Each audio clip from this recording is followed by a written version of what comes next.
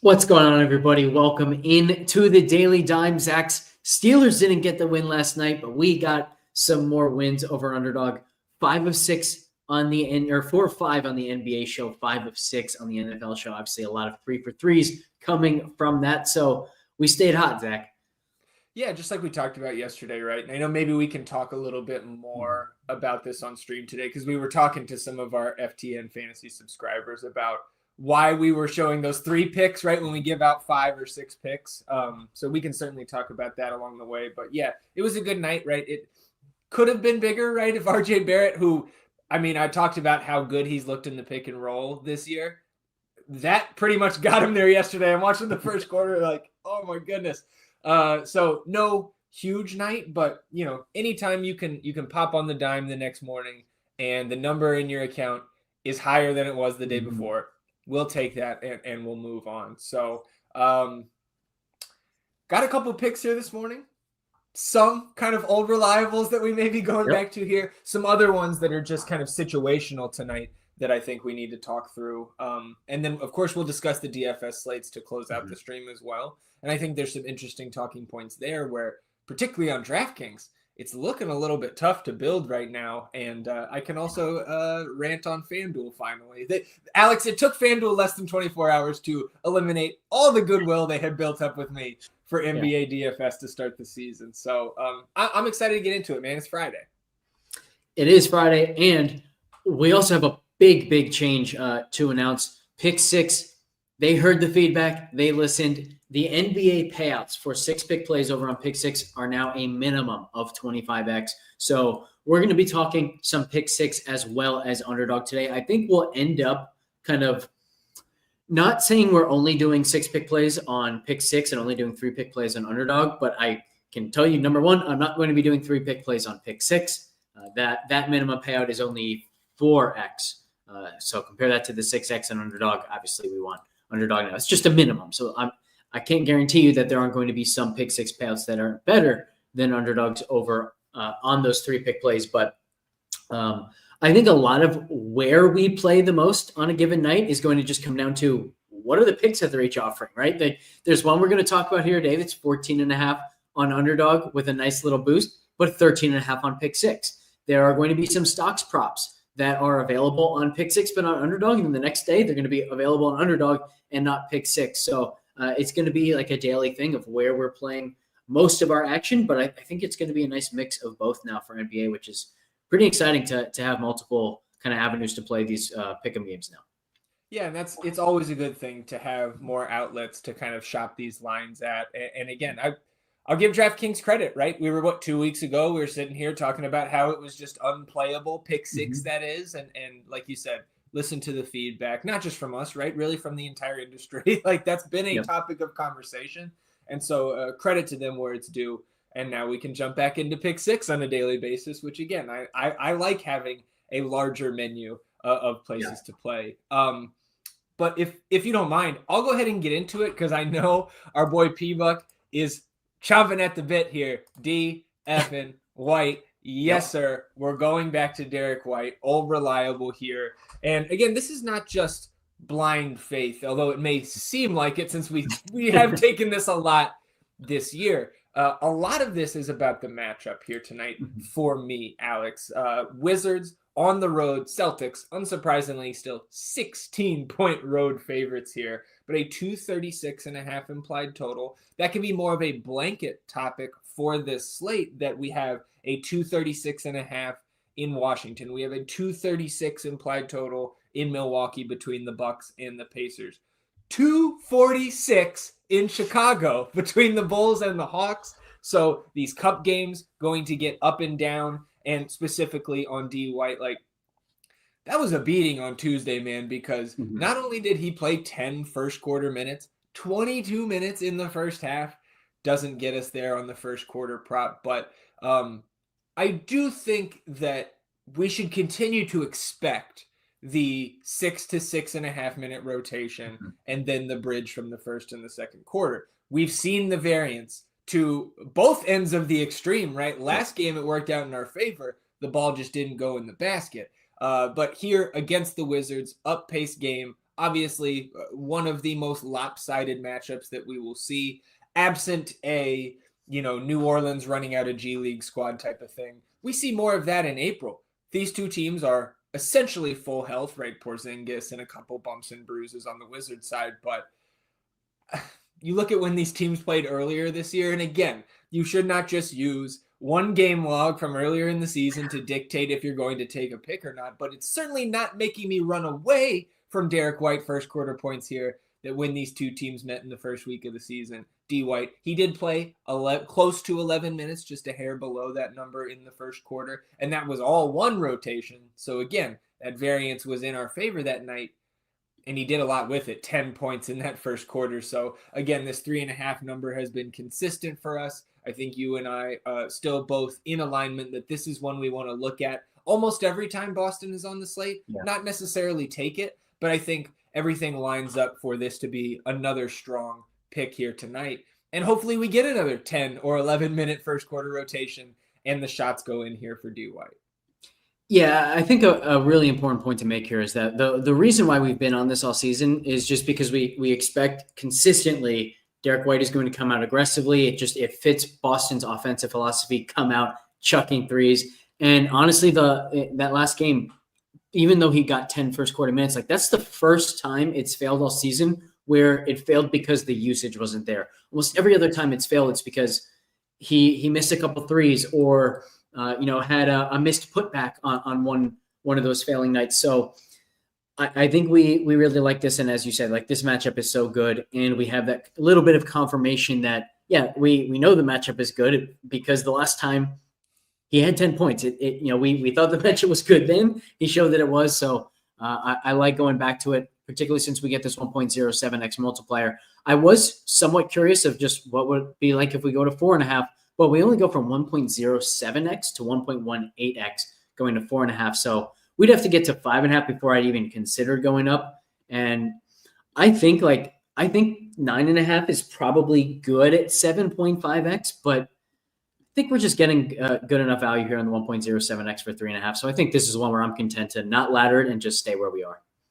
Yeah, I think that's where I sit here as well this morning. Because if I'm going all the way up to the top rungs of that ladder that you just pulled up, like I know why there's such a big jump between 8.5 and 9.5 there, right? Yeah. I'm not the best mathematician in the world, but I got that down. I think I would go ahead, like if I'm going again all the way up to the top of that ladder, give me the over 9.5 and a Derek White explosion here in the first quarter. Yeah. But like you said, here this morning in my entries, I've just got the 3.5 because we are getting that little bit of a boost on our multiplier there with the 1.07x. Mm-hmm. And the other two picks that I have in my 3-pick entry here this morning, also above the 1x multiplier. So I'm totally fine with this. Yep, agreed. Where do you want to go to next? Let's go to that 246 implied total game. Let's go to Atlanta and Chicago, and I want to stay on the Hawks side here with Jalen Johnson. Again, I mentioned the implied total. That's the highest total we've seen in the league so far this season. The Hawks are 1-point road favorites here against Chicago, and this is a big game for the Hawks. Again, I've talked about it multiple times before. Not going to be the last time I say that the Hawks don't control their first-round pick this year. So 2-0 in this group. They close out their group play against the Cavs. So this is kind of a must-win here because I think the Hawks going to need to be at least 3-1 to either potentially win the group or to get that Eastern Conference wildcard spot here in the NBA Cup. This is absolutely a team that would love to compete for this NBA Cup here this year. So Jalen Johnson himself averaging 15.5 rebounds plus assists on the year over this number in just 8 of 15 games. So that's not an eye-popping number. It's not jumping off the page to us, but he also, and look, I'm listing off maybe a little, it makes you feel a little bit negative about this, but he missed this number in the first meeting this season. And there is no Patrick Williams tonight for the Bulls, but Torrey Craig got the start last time out. And from a physical standpoint, those guys are actually pretty comparable, both about 6'7", 215, 220.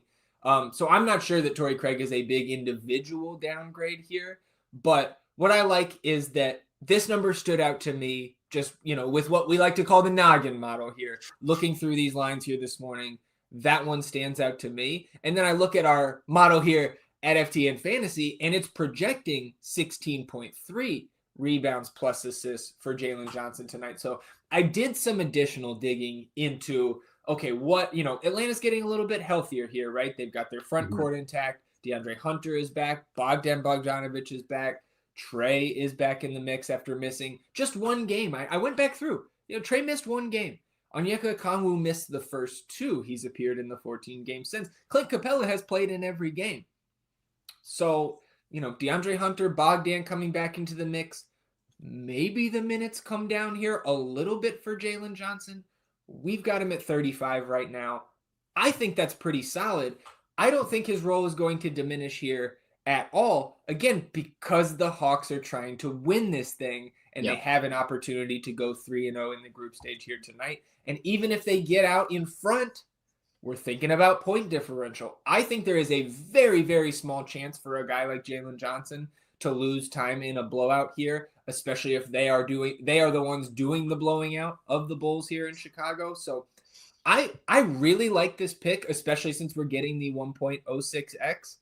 And this will also come up in our pick 6 discussion here in a minute because he's 13.5 over there. I like it that much more. So I'm in here on Jalen Johnson in this awesome fantasy environment on paper. There were two things that I was going to say. First was, it's not the last you're going to see of Jalen Johnson on this show. And the second thing I was going to say is Jalen Johnson is like the prototypical player of somebody who benefits from pace-up spots. We got a pace-up spot. Sometimes the analysis can stop there. I think this is an awesome spot for him all around. And I like going to any kind of combos with him because you never know how production is going to come in some of these pace-up spots. You just know it's coming in some way for him. So, yeah, I'm with you here. Pick number 3 here on Underdog. Where are we going? Portland and Houston here tonight. And this one is actually kind of surprising in the standings. I mean, it's still technically, I guess we could say it's early for some of these teams, right? Because Houston and Portland are both just 1-0, but the only undefeated teams in West Group A. So this is a battle for the top spot in one of these Western Conference groups. Going to Donovan Clingan, DeAndre Ayton is doubtful again tonight, so we don't expect him to play. Clingan would get the start here. The model has him here in terms of his rebounds for a hair over 9, right around 9.2 rebounds. And you can see that Underdog is presenting us with 6.5 as his rebound line, but 0.92x on the higher than selection. So because of our projection and what I think is going to continue to be minutes solidly in the mid-20s here for Clingan, I'm perfectly comfortable, as we did the other night, buying this number up here on Underdog, 1.13x to take it up to 7.5 and take the higher than.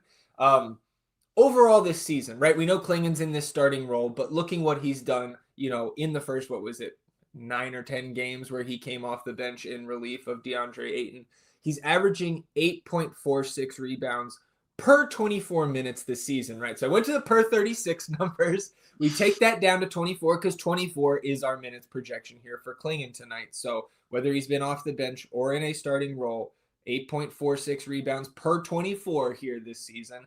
And he's solidly over this number in 3 of the 4 starts that he's made. And I believe that the 1 start he missed, he was at 6 rebounds. So, the matchup against Houston on paper is not one that I sit here and say, oh, well, let me look through the Portland guys to see who we're going to take overs on today.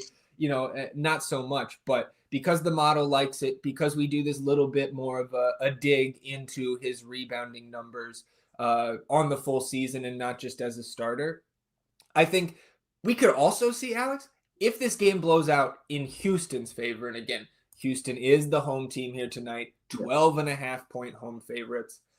I don't think it's crazy to see Donovan Clingan actually get blowout run if the Blazers are down here, because we know for sure it's not going to be the Time Lord, right? We don't give Time Lord extra minutes in a blowout, so it could be Duop Reith, right? They could just totally go third string with their blowout run here, but I think there's a chance that Clingan, again, we're playing for point differential here. He could close this game in a blowout situation. And Houston overall, as much as I respect Alperen Sengun, as much as I respect the Rockets and what Coach Udoka has done to turn this team into a top tier defensive team in the league, at least to this point of the season, the Rockets are really not that special on the boards. They are pretty much smack dab in the middle of the pack in terms of opponent rebounds allowed. And again, we know what we're getting with Klingon in terms of rebounds, in terms of block shots. And so to close out this 3-pick play, as you can see on the screen there, 7.68x for this 3-pick play. I like adding Klingon to the mix here and making this our underdog, kind of the 3-pick play of the day, if you will. Yeah, I'm with you here. I would even consider bringing this one up. I think I would be more likely to bring Klingon's rebounds up than either Derek White's first quarter points or Jalen Johnson. Oh, we actually can't even bring Jalen Johnson's up. So if you do want to ladder something, I think the 11.5 for 4.9x is extremely interesting. We've already seen him hit 12, and those rebounding numbers, as you said, like they're pretty fantastic per minute. So it wouldn't take a lot for him to get here. I also think just looking at how well he's been playing, particularly on the defensive end, 8 stocks, 4 stocks, and 4 stocks in the last 3 games, they might like that rim protection and actually let him play a few more minutes. So we saw him get to 31 against Minnesota. That's when he had that 17 point, 12 rebound, 8 block game. So there might be something here too, where like the better he plays, the more he's on the floor, which makes me always interested in some ceiling stuff. So I like the ladder all the way up to 11.5. My only caution on the ladder there is that the time he got 31.5 minutes, we had Time Lord sitting out on the second end of that back-to-back. So I think that buoyed his minutes floor a little bit. But it also, I don't want to take away from what you said. It was also because he was playing quite well with the 17 and 12 double-double with 8 blocks for good measure. So yeah, I think that's a pretty solid 3-pick play to get us started here on our Friday. Before we left underdog and go over to pick 6, I know Preston was asking. It's an interest in Giddey over 2.5 turnovers. That's at 1.19x. I don't hate it. Model has him for 2.34 right now. I was actually, and you'll be shocked to hear that I was, probing around the Giddey props here this morning. I did not find anything that I explicitly liked. Because you can see here a lot of these numbers that they're presenting us, the 5.5 assists. I think if you expand that too, there's some, maybe even his rebounds are sub 1x multipliers here. And even in this environment, even with Patrick Williams out, I don't know if on this big of a slate that I need to attack Josh Giddey and his minutes volatility here. And you know that when I feel like I can, I do. Interestingly enough, with a 246 implied total, I'm still a little bit concerned here with Josh Giddey. If you told me that he was going to get to his season-long average of minutes of 27.3, I would like this. He's averaging 2.4 turnovers per game. Atlanta's forcing the 4th most turnovers per game pace-up spot. Obviously going up against Dyson Daniels and crew, like you're going to turn the ball over some. So if I knew he was playing 27.3 minutes or more, I'd be in on this for sure. I think with the boosted payout, this is still playable. I do like this one. Definitely lean over. If we had 5 picks and needed one more to get to a 6th, I'd be very happy with this one as that 6th pick. Right now we're at 3, trying to take it to 4. It doesn't do a whole lot for me. And I think I like the 3 that we have more than this one enough where I don't feel the need to do a round robin of 4 different 3-pick plays. I'm good with just those, but it also might be something maybe we look to on pick 6. I don't think they have too many turnover props up just yet. Let me check what they've got over there. Pick 6 is a little bit frustrating in that they're slow to add a lot of stuff. Like they don't even have Klingon's rebounds up. So that aspect of it is a little bit difficult, but let's see. Yeah, they don't have Giddey. They don't have anybody against Atlanta in the turnover department. So that's a little frustrating, but P-Buck, I think this is a pretty solid one.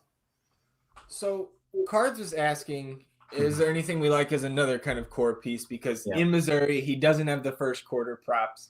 I do know that I just did a little refresh and a search. We've got stocks props up. Do we want to take a quick spin through this? Because again, I think we could add, even if we get this fourth pick here, then that means I'm entering that many more 3 picks on underdog here today with the picks we already talked about. So the first thing I'll say there, first thing I'll say there, Cards, is you can absolutely use this Giddey over turnovers as your third pick. But also notice here on the screen, we have stocks for Jalen Johnson. We have stocks for Dyson Daniels. So if you're going to use this giddy turnover pick, you might as well correlate it with one of these guys in the stocks department. And I think I know where I want to go. I'm curious if you know where you want to go here, Zach. Yeah, I was just double checking with the projection here at FTN Fantasy. We've got them for 4.18 stocks. You're getting the 1.08x multiplier there on Dyson Daniels. I give you the all clear there, the double stamp on Dyson Daniels. The ones that they have Time Lord and Klingon props here. I just typed Time Lord into the search bar at ftnfantasy.com, so that's where my head is at here this morning. Doesn't look like it loves that 2.5 for him. But that is, they are dangling these higher than 1x multipliers here on some of these bigs that I like to at least take a second look at. We don't have Utah. We don't have Minnesota on the slate. Are there any other teams that you're taking a look at here from any sort of positional standpoint, what have you? And then I know Derek wants to talk about your boy here going up against Brooklyn. Yeah, let's bring those stocks back up. Portland has been a very good stocks matchup as well for opposing centers. Did we already hit this one with Şengün? Because they're plus 39% for steals and plus 49% for blocks. So the Şengün number is pretty interesting. Let me take a look at that. I feel like was that the matchup with him? I think you're correct. No, it was LAC. It was LAC. Okay. But he did deliver. He gave us 5.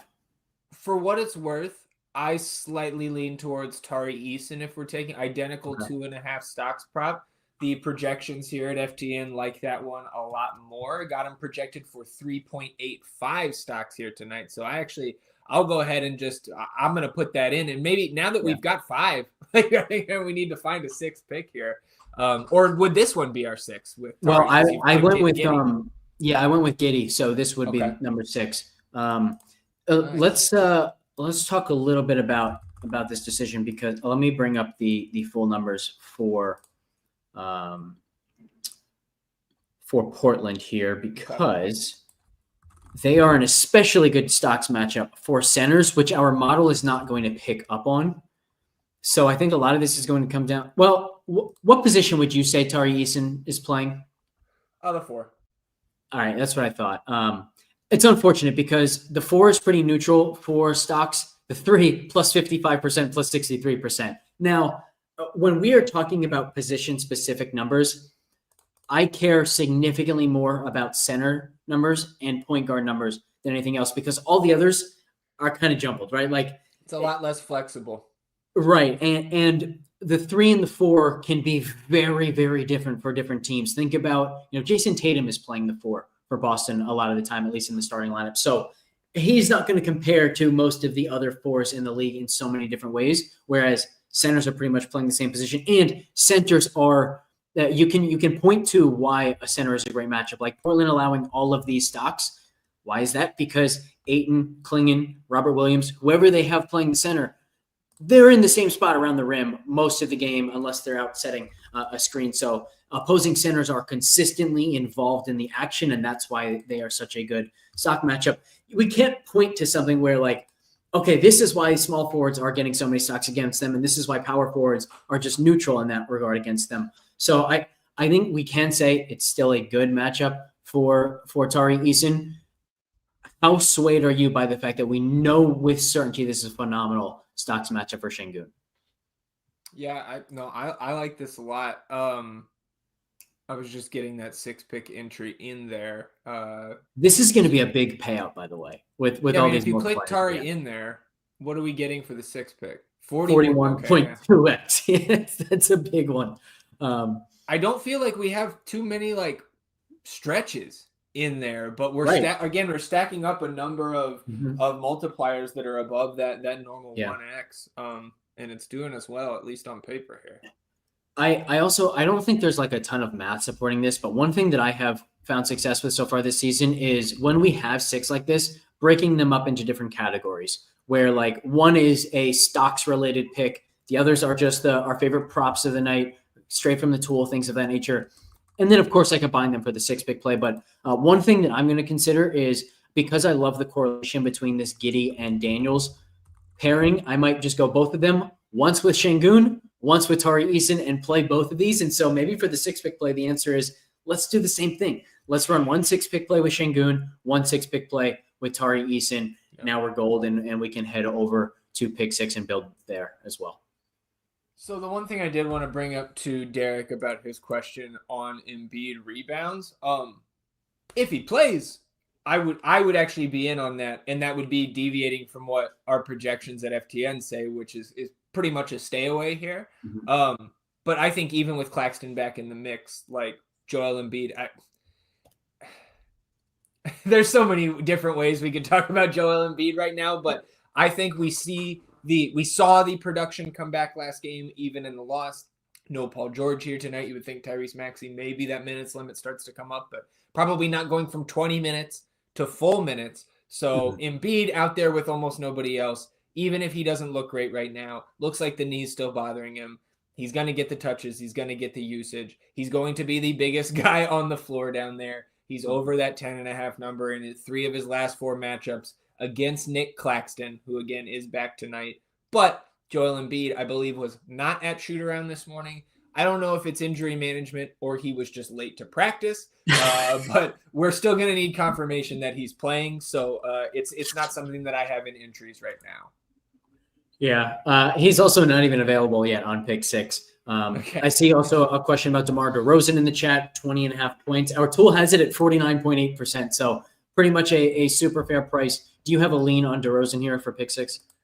I don't at the moment. And to be honest, from a prop perspective, I haven't taken a much more than a cursory glance at them this morning, because prepping for the stream, doing props and DFS, I know the Kings are a team that it's damn near impossible to play in DFS here tonight with Sabonis back, with DeRozan back, and the elevated prices on the guys who have been playing. But DeRozan on the year, right? It's a guy who averages 23 points per game. That's just a point shy of what he was averaging in Chicago last year. So I think that's one I want to dig into more. And on the surface, I really like. But I guess I'm hesitant because I haven't dove in too far yet, and the model doesn't like it as much as I think just looking at his box scores this season, the role he's played for Sacramento, and Preston bringing it up. That's one I kind of want to put to the side for now and could very well have in entries later on today. And of course, we'll discuss any of those changes in the Pick'em Games channel of the FTN Fantasy Discord today. Yeah, agreed. Over here on pick 6, we don't have the first quarter props for Derek White, but I'm still going to Boston for a pairing here. I'm going to go under on Jason Tatum, under 28.5, over on Jaylen Brown, 23.5. And let's flip over to the tool here for a second. You can see why I like this one so much. Individually, these are fine, not great. 55.5% for Jaylen Brown, 56.1% for Jason Tatum. The key is, because of the way that those guys steal usage from each other, we get this huge 3 percentage point correlation bonus. So I like this pairing a lot. And this also gets back, this was now a long time ago that we were talking NBA pick 6, but remember, one of the first findings we had with pick 6 here is that people love taking superstars to go over their points. So Jason Tatum over on points, probably going to be a pretty popular pick. If that fails, now, and obviously here with this pairing, we're telling the story of that failing because Jaylen Brown is doing quite well. If that fails, now we go from that minimum 25x payout to potentially a 30x, 35x, something really solid like that. So just like on Underdog, we try to boost payout sometimes with these 1.1x, 1.2x type picks. We can do it here on pick 6 by going against the grain on what we expect the field to do when our tool suggests we do so. Yeah, I like that call. And just to interject as you continue to build out our pick 6 entry here, looking more at the DeRozan prop, he's over that number in 9 of 12 games here. My only concern is, again, it was, I believe, a back issue that has kept him out over the last week or so. Could certainly see him limited a little bit here in his return. So I'm looking for kind of more guidance on that. Because if he has no minutes restriction, then I think Preston found a really good opportunity there at 20.5. Yeah. It just seems low. I'm looking at, DK Sportsbook, FanDuel Sportsbook. The juice is towards the over. So I think that's a good shout. My only hesitancy right now is with the potential minutes limit. And to that point, like we have him projected at 32.7 minutes. He's averaging 36.5 on the year. So if you think he's at full strength, our tool would like him quite a bit. So you're almost and by the building way, in a potential minutes limit with that minutes projection. Oh, exactly. That's exactly what we're doing. And we have it at 50%. So if you think that we're low on his minutes and that he's going to get something closer to his actual average, we would probably have the over at 60, 62%, something like that. And it would be a great play. So good find there if you are thinking that he's playing full strength. Yeah, absolutely. What else you got on pick six? Well, I was hoping for more stock stuff for sure. You can see they have a decent amount of turnovers. Harden over 3.5 turnovers, I think, is solid. What I may do is just wait and see on some of these guys. Like I want Klingen's rebounds, right? If that opens at, remember on Underdog, it's at 6.5 as the default with some type of multiplier. Well, there's no multiplier here on pick six. So if that opens at 6.5, that's going to be a favorite of mine. We talked about maybe going to some Embiid stuff. He's not up here yet. So I think I might just wait, not put this 3 pick in just yet, but let this 3 right here that we have, Jalen Johnson, Jason Tatum, and Jaylen Brown, be the foundation of a later on 6 pick play. So I think that's the way that I'm going to do this and just kind of update the Discord later on anything that pick six does add that I really like, unless you have some other stuff that you like here. That makes sense to me. Again, you mentioned that the Jalen Johnson, right? 13.5 there on pick six. That would be in my entry right now. But again, kind of waiting for them to populate some of those other props that we've been looking at. And I'm also looking ahead to talking about this DFS slate where, like I mentioned earlier, man, like at least on DraftKings, it's at least I'm clicking in some names that don't feel great here this morning to tie these lineups together. Anything else for you on the prop side of things? No, and actually I got to bounce. So why don't you handle the DFS slate on your own here? Preview. Got the ownership and GPP scores up as we've been live here. All right. Well, I'll see you on Monday, my friend. And of course, you'll be live Sunday morning, right, for the NFL show. Yes. And reminder to everybody, big announcement coming in our DFS product.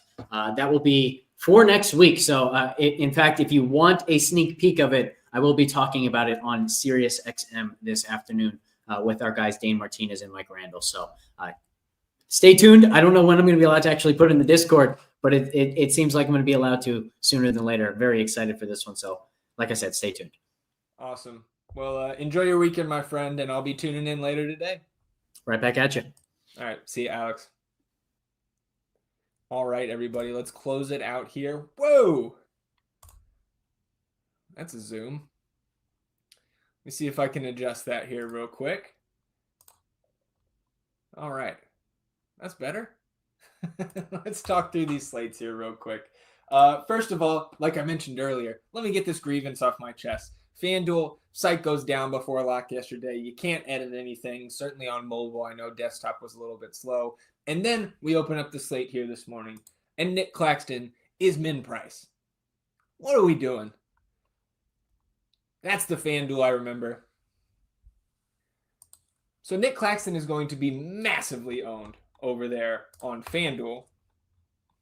Again, they've now erased any goodwill that they built up. Like just this week, we've had DraftKings now including all of the games on these slates, even tonight here on a Friday, which I love to see.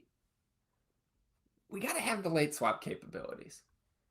Don't knock the 10 p.m. games off every single slate. I get it every now and again, but that shouldn't be normal practice. So, all right, grievance is done. Let's talk about the slate. And I want to jump back real quick to DraftKings because I know I mentioned a couple times that it's a little bit of a struggle, at least aesthetically, to build here this morning. If you check out the GPP scores, and I guess we could. I have the technology, right? Let's pull that up. I think we got this run as we were live here. Let me go ahead and share this real quick. And here we go. Get a couple zooms. One more. There you go. Okay, we got this sorted by GPP score here for DraftKings, and you see 3 centers at the top of the list. You've got Vooch, you've got Şengün, and you've got Klingon. And that's FanDuel. Here's DraftKings, Şengün, Vooch, and Klingon also at the top of the DraftKings GPP scores. And notice that Klingon price, 4,400 here on DraftKings. I see Derek from last night. Harrison Barnes and Charles Bassey. Yeah, man. I mean, the Harrison Barnes game, at least of this season, and Charles Bassey all over the place. We kind of, I'm not going to say we knew Charles Bassey was going to have a game like that, but we know what he does from a fantasy standpoint. We were on him before the field was earlier this week when he was 5%. So clearly the model here, right? Loving the upside on these centers. So if the slate started 5 minutes from now, this seems to be shaping up like a double center type of slate for me on DraftKings, where I want the majority, if not all of my lineups, right? I play 20 max entry contests every day. Sometimes you throw those 20 in the main, right?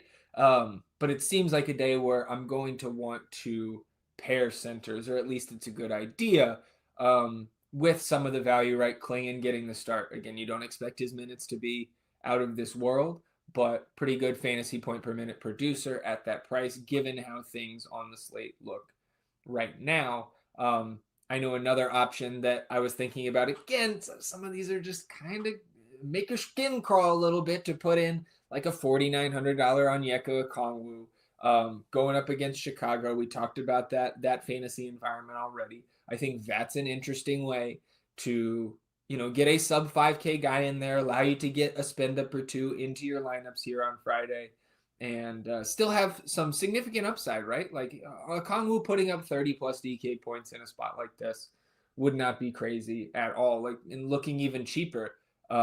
Again, trying to uncover some of this sub 4K value that doesn't really, it's not widespread. This is very different from some of the slates we've seen throughout the rest of this week. A Trace Jackson Davis at 3,700 would be in my player pool and probably in some lineups for salary relief right now. But if we go outside of the center position, another guy from that Warriors team, it's a team that it's been really tough to attack, because outside of Steph and, at times Draymond and, Andrew Wiggins, right? Guys like that who are getting more consistent minutes. Everybody else plays like 16 to 24. But with the Anthony Melton out, we have seen, let's see, and I think if we sort by ownership, we'll see some of these guys pop up. Yeah, there he is, Lindy Waters, third in the ownership here this morning. Has been starting for Anthony Melton since the ACL injury, and you can see him picking up about a quarter of the field on Lindy Waters right now. And again, I don't love that, but I'm not quite sure where else we're going to go, right? $200 more, Dylan Brooks. But that, again, Dylan Brooks does not feel good, even at 3,800, and his ownership is right there, almost 23%, right next to Lindy Waters. So you're not getting sneaky with that here at the beginning of this day, right around lunchtime here on the East Coast. See precedent here saying Grimes might be a decent value, right? No Luka, but, and I'll give DraftKings credit here too. They priced Dallas up. We can filter this for the Mavs here. Take a look at what we got this morning. Right, Kyrie's up to 9,800 here. So you're taking a lot of that potential value out of Dallas. Maybe some Jaden Hardy, right? Just 3% owned here in the morning, 3,900. Quentin Grimes probably gets the start. Probably. 4,200, guard forward eligible. And we're talking about the timing of this slate and including these late games. This is one of those 10 p.m. games here out in Denver tonight. Nuggets 3-point home favorites, 224.5 implied total. It does seem like Nikola Jokic is going to sit here again. But still, nothing stands out, because those Denver guys, right, they've kind of been priced up appropriately with Jokic missing the last week or so. So it's kind of gross here this morning. I do expect us to get news throughout the day that we don't see coming right now, right? I do think that will happen. That's, kind of your standard practice here. Amir Coffey would fit into this group as well, right? 4K for the Clippers against the Kings here in this Cup game. Still no Norman Powell. Right, Trey Murphy's a little bit interesting, but the Pelicans seem like they could be getting a little bit healthier here. We should have the 12:30 injury report. All right, so I know Jordan Hawkins was upgraded. He's questionable. Brandon Ingram is questionable after missing the last game. Eve Meese still here. CJ McCollum doubtful. So we could, all those guys could sit and we could have another Birmingham Pelicans day. But we don't know that here yet this morning. In terms of those spend-ups, again, Şengün and Vooch look pretty darn good. If you can fit Giannis, it's a great idea. He is doing everything and everything he can, rather, to pull the Bucks out of the depths. And they've won a few games here now. Certainly feeling a little bit better if you're a Bucks fan compared to a Philadelphia fan. And then I guess when it comes to Philly, because we don't know if Joel Embiid is going to give it a go here tonight, I know he's been bad this year, but Andre Drummond is 5K. So he would be another center-only option on DraftKings that you'd be looking to for some value. I think you can probably go back to Jared McCain. He's going to play 36 plus minutes. Like I said earlier in the stream, I don't think Tyrese Maxey's going from 19 and a half minutes all the way up to 30 plus here tonight, coming back from the hamstring injury. Maybe. But that would be out of the ordinary. You'd also get, right, if Joel sits, we know Paul George is out. Kyle Lowry is out too, right? Yabusele, 3,600, would come into play if Joel Embiid is ruled out. And again, we will have some other news that comes in that we don't see at the moment. So I think it's going to shape up to be a really fun slate here tonight. But this is one where, right, we don't have all the news here early. We're going to have to stay tuned.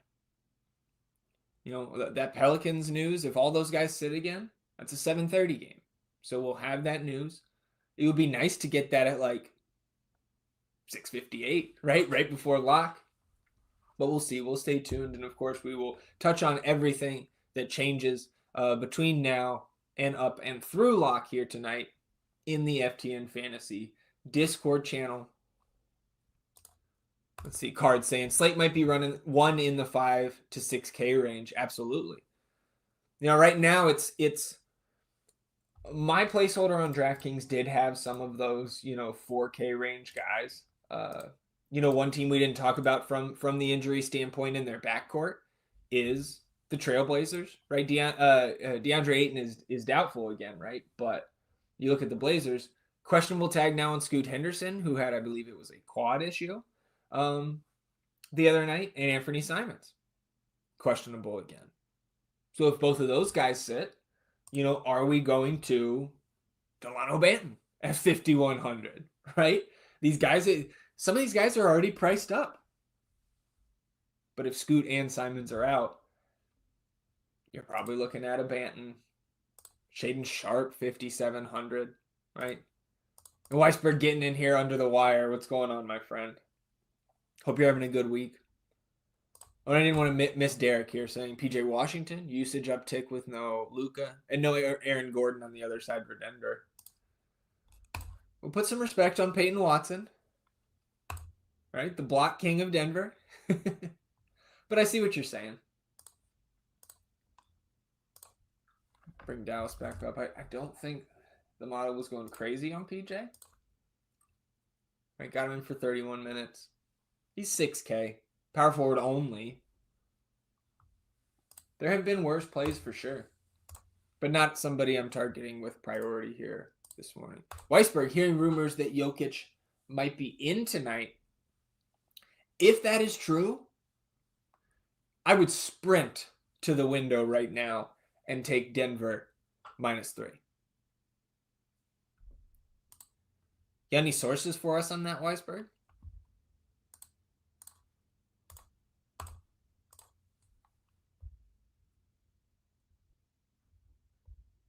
obviously that would be significant. Jonathan Brooks absolutely playing in week 12. Neighbors not practicing. Thielen will play. Some NFL news here on our Friday. Adam Marr said yesterday Jokic might play. Now the key is he's flying from Serbia. Okay, so he is on his way. Okay. Guess we'll see. Cup game, right? 1-1. They got a +5 point differential right now. The Mavericks are above them in point differential by 33, so the win here tonight is key if they're chasing a wild card spot, or they can catch up to Golden State. That is the last matchup here in West Group C, is Denver and Golden State. So we'll keep our eye on Jokic for sure. But again, if you think Jokic is going to play tonight, that Nuggets by 3 number is pretty nice in terms of the spread there. But okay, we're over 45 minutes here on the Friday edition of the Daily Dime. Little DFS talk to close us out, as always. We'll be back, same time, same place on Monday, going into Thanksgiving week, my favorite holiday of the year. Again, you can tune in to Alex and the guys on Sirius later today. You can catch Alex and Two Gun on Sunday morning, breaking down the NFL slate. And to all of our FTN Fantasy subscribers, I will see you in the Discord throughout the day. Pick'em Games channel, NBA channel, all that good stuff. Appreciate you tuning in, whether you caught us live or on the replay. Again, if you are watching us live over there on Twitter, you can jump over to our YouTube channel and participate in the live chat every day. And no matter where you're tuning in, hit the follow, hit the subscribe button, whatever is applicable to where you are watching this. Like the video on YouTube. It helps us grow the channel, helps us grow the Daily Dime stream here every day, Monday through Friday at least, at FTN Fantasy. Enjoy your weekend, everybody. I'll do the same. See you back here on Monday. Goodbye.